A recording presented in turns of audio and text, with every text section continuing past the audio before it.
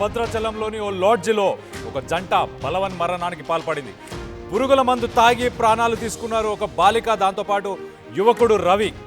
వీరిద్దరూ లాడ్జిలో చాలా శబ్దాలు రావడంతో గమనించిన తర్వాత వాళ్ళని అక్కడ హాస్పిటల్కి తరలించే ప్రయత్నం కూడా చేసినట్టు తెలుస్తుంది. మొత్తం మీద అయితే పురుగుల మందు తాగి స్పాట్లోనే చనిపోయాడు రవి.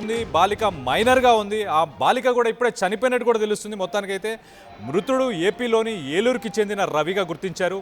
అలాగే బాలికది భద్రాద్రి కొత్తగూడెంకి సంబంధించి అశ్వాపురం మండలంలోని పాములపల్లిగా గుర్తించారు. రవికి ఇప్పటికే పెళ్ళయింది. పెళ్ళై 3 ఆడపిల్లలు కూడా ఉన్నట్టు తెలుస్తుంది. బంధువులు అయితే ప్రస్తుతానికి ఇంటికి తరచూ వెళ్తూ రవి మనసు పారేసుకున్నాడు ఆ బాలికపై.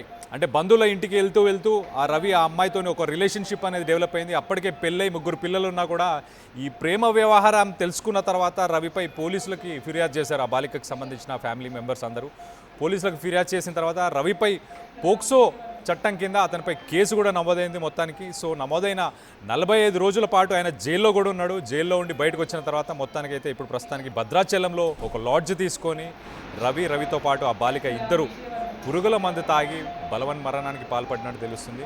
మొత్తానికైతే ఏపీకి సంబంధించిన ఏలూరు నుంచి రవి, అలాగే భద్రాద్రి కొత్తగూడెంకి సంబంధించి అక్కడ ఏదైతే కొత్తగూడెం జిల్లాకి సంబంధించిన ఆ బాలిక, వీళ్ళిద్దరికీ పెళ్ళైన రవితోని ఒక రిలేషన్ డెవలప్ అయిన తర్వాత కొన్ని రోజుల తర్వాత ఆ బాలికకు సంబంధించిన పేరెంట్స్కి అలాగే వాళ్ళ రిలేటివ్స్ వీళ్ళందరికీ తెలిసిన తర్వాత ఆ రవిపై పోక్సో చట్టం కింద అతనిపై కేసు నమోదు చేశారు. అరెస్ట్ కూడా చేశారు. ఒక 45 రోజుల పాటు జైల్లో కూడా అతను గడిపిన తర్వాత బయటకు వచ్చాడు. బయటకు వచ్చిన తర్వాత ఈ సంఘటన ప్రస్తుతానికైతే వీళ్ళిద్దరూ ఈ బలవన్ మరణానికి పాల్పడినట్టయితే మొత్తానికి తెలుస్తుంది. ప్రేమకు కుటుంబ సభ్యులు అడ్డు వస్తున్నారని చెప్పేసి వీళ్ళు ఈ బలవన్ మరణానికి పాల్పడినట్టు తెలుస్తుంది మొత్తం మీద. సో ప్రస్తుతానికైతే విషాద ఛాయలు నెలకొన్నాయి. ఇటు బాలికకు సంబంధించి, బాలిక ఒక మైనర్, మరి మైనర్తోని పెళ్ళైన రవికి ఆల్రెడీ 3 పిల్లలున్న రవి ఆ బాలికను మరి మభ్యపెట్టాడా, మరి మోసం చేశాడా, ఏం చేశాడు?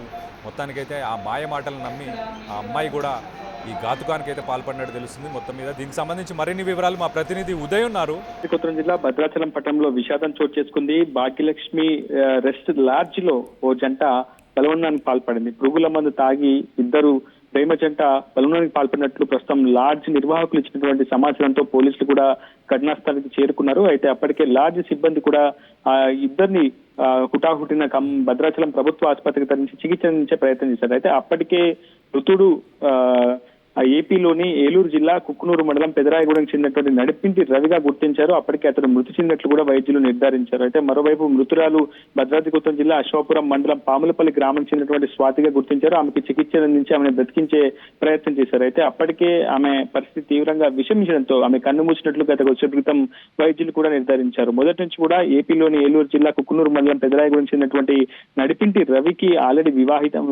పెళ్ళైంది. అతను వివాహితుడు. అతనికి ఒక 3 కుమార్తెలు కూడా ఉన్నట్లు మనకు సమాచారం అందుంది. రవికి అదేవిధంగా మృతురాలుగా ఉన్నటువంటి స్వాతికి 5 ఏళ్ల క్రితంగా పరిచయం ఏర్పడింది. తరచూ వారిద్దరు కూడా దూరపు బంధువులు కావడంతో తరచూ అశ్వాపురం మండలం పాములపల్లి గ్రామం నుంచి తరచుగా ఏపీకి వెళ్లడం, అక్కడ వాళ్ళ బంధువులతో కొంతకాలం గడపడం జరుగుతుంది. సో ఈ నేపథ్యంలో వారిద్దరి మధ్య పరిచయం కాస్త అది ప్రేమగా మారింది. అయితే ఒకవైపు మైనర్ కావడం, మరోవైపు ఇతడు వివాహితుడు అవ్వడం, భార్యతో పాటు 3 పిల్లలు ఉన్నప్పటికీ రవి ఆమెను మభ్యపెట్టడాలి అనే అంశం సంబంధించి ఒక క్లారిటీ అయితే రావాల్సింది. అయితే తరచూ ఇద్దరు ఫోన్లు మాట్లాడుకున్న తర్వాత కొంతకాలం గడపడం అనేది జరిగింది. అయితే ఇటీవల కాలంలో ఈ విషయం కాస్త అటు ఇరు కుటుంబాలకు తెలియడంతో అశ్వాపురం మండలానికి సంబంధించినటువంటి స్వాతి కుటుంబ సభ్యులు అశ్వాపురం పోలీస్ స్టేషన్లో ఫిర్యాదు చేశారు. నిందితుడు రవిపై పోలీసులు కూడా కేసు నమోదు చేశారు. 45 రోజుల జైలు జీవితం తదనంతరం గత కొద్ది కాలం క్రితం రవి బెయిల్పై బయటికి విడుదలైన తర్వాత మళ్లీ ప్రేమాయణం నడిపించాడు సదరు బాలికతో. అయితే ఈ విషయంపై అటు కుటుంబ సభ్యులు కూడా ఇప్పటికే పలుమార్లు రవిని కూడా హెచ్చరించడం జరిగింది. కానీ రవి, స్వాతి ఇద్దరు తరచుగా కలుస్తుండడం, ఫోన్ లో సంభాషించడం జరుగుతున్నట్లు మనకు సమాచారం అయితే అందుతుంది. అయితే ఇటీవల కాలంలో పోక్సో కేసు చట్టం కింద న్యాయ విచారణకు రవి హాజరు కావట్లేదని తెలుస్తుంది. ఈ నేపథ్యంలోనే అశ్వాపురం పోలీసులు కూడా అతనిపై అరెస్ట్ వారెంట్ జారీ చేసినట్టు మనకున్నటువంటి సమాచారం. ఈ నేపథ్యంలోనే ఒకవైపు కుటుంబ సభ్యులు, మరోవైపు పోలీసులు కూడా తమ ప్రేమను అర్థం చేసుకోవట్లేదని, తమ ప్రేమకు అందరూ అడ్డుగా వస్తుందంటూ మనస్తాపం చెందినటువంటి సదరు రవి, మరోవైపు స్వాతి బాలిక ఎవరైతే ఉన్నారో నిన్న సాయంత్రం భద్రాచలం పట్టణంలోని భాగ్యలక్ష్మి రెస్ట్ లాడ్జ్ కు రావడం జరుగుతుంది. అక్కడే గదిలో తలుపు పెట్టుకొని పురుగుల మందు తాగి బలవన్యానికి పాల్పడతారు. అయితే గదిలోంచి భారీగా శబ్దాలు రావడంతో ఒక్కసారిగా అక్కడ ఉన్నటువంటి సిబ్బంది ఆ గదిని తెరిచే ప్రయత్నం చేశారు. కిటికీలోంచి చూడగా ఇద్దరు కూడా అటు ఊపిరితో కొట్టుకున్నట్లు వాళ్ళు గమనిస్తారు. వెంటనే అక్కడ నుంచి పురుగుల మందు తాగి ఉన్నటువంటి విషయాన్ని గమనించినటువంటి సదరు లాడ్జ్ సిబ్బంది పోలీసులకు సమాచారం ఇచ్చే కంచి ఇరువురిని కూడా భద్రాచలం ప్రభుత్వ ఆసుపత్రికి తీసుకెళ్లి బతికించే ప్రయత్నం అయితే చేశారు. కానీ అప్పటికే మృతుడు రవి పూర్తిగా విషమించి ఆరోగ్యం అంతా కూడా విషమించి చనిపోయినట్లు ప్రస్తుతం వైద్యులు అయితే నిర్వహించారు. గత కొద్ది క్రితం మృతురాలు స్వాతి కూడా మృతి చెందినట్లు, ఆ బాలిక కూడా మృతి చెందినట్లు సమాచారం కుటుంబ సభ్యులకైతే అందించారు. ప్రస్తుతం ఘటనపై భద్రాచలం సర్కిల్ ఇన్స్పెక్టర్ నాగరాజు ఘటనా స్థలం చేరుకొని కేసు నమోదు చేసి దర్యాప్తు చేపట్టారు. అయితే మైనర్ గా ఉన్నటువంటి సదరు ఆ బాలికకు ఆ జంటకు ఆ ప్రేమ జంటకు ఎందుకు ఆశ్రయం ఇచ్చిన అంశంపై కూడా క్లారిటీ రావాల్సింది. ఎందుకంటే ఇటీవల పవిత్ర పుణ్యక్షేత్రంగా భాషిస్తున్నటువంటి భద్రాచలం పట్టణంలో చాలా పెద్ద మొత్తంలో లాడ్జిల్లో అసాంఘిక కార్యకలాపాలు జరగడం, పూర్తిగా అన్ని రూల్స్ కు విరుద్ధంగా కూడా ఆశ్రయం ఇచ్చడం, లాడ్జిల్లో ఆశ్రయించడం కాబట్టి ఇటువంటి ఘటనలు ఇటీవల కాలంలో ఎక్కువ జరుగుతున్నాయి. ఈ అంశంపై కూడా పెద్ద ఎత్తున జరుగుతున్నాయి. ప్రస్తుతం పోలీసులు మాత్రం ఇరు కుటుంబాలకి సమాచారం ఇచ్చారు. అటు మృతదేహాలను పోస్ట్ మార్టం నిమిత్తం భద్రాచలం ప్రభుత్వ ఆసుపత్రికి తరలించి అక్కడే పోస్ట్ మార్టం నిర్వహించిన తర్వాత మృతదేహాలను ఇరు కుటుంబాలకు అప్పగించే ప్రయత్నం చేస్తామని చెప్పి అయితే పోలీసులు చెప్తున్నారు.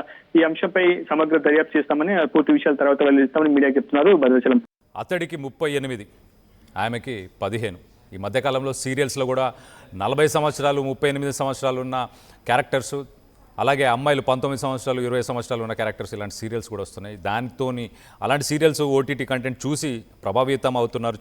సో అలాంటి ఒక సంఘటన ప్రస్తుతం అయితే భద్రాచలంలో చోటు చేసుకుంది. భద్రాచలంలో ఒక లాడ్జిలో ఒక జంట మరణానికి పాల్పడినట్టు తెలుస్తుంది మొత్తం మీద. సో ప్రస్తుతానికైతే ఇద్దరు చనిపోయినట్టు తెలుస్తుంది. ఆ 35 సంవత్సరాల ఆ యువకుడు వాడు 15 సంవత్సరాల అమ్మాయికి మాయమాటలు చెప్పాడు. కానీ ఈ అమ్మాయి 15 సంవత్సరాలు అంటే మహా అయితే ఒక 10th క్లాస్ అలా చదువుతున్న వయసు ఉండుంటుంది మీరు.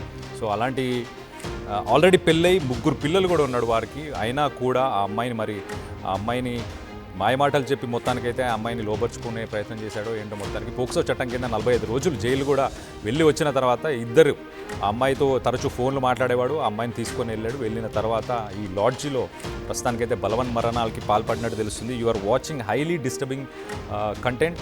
Yours description is highly advised. అసలైన తొలి వెలుగు. ఫాలో వాట్సాప్ @తొలి వెలుగు official.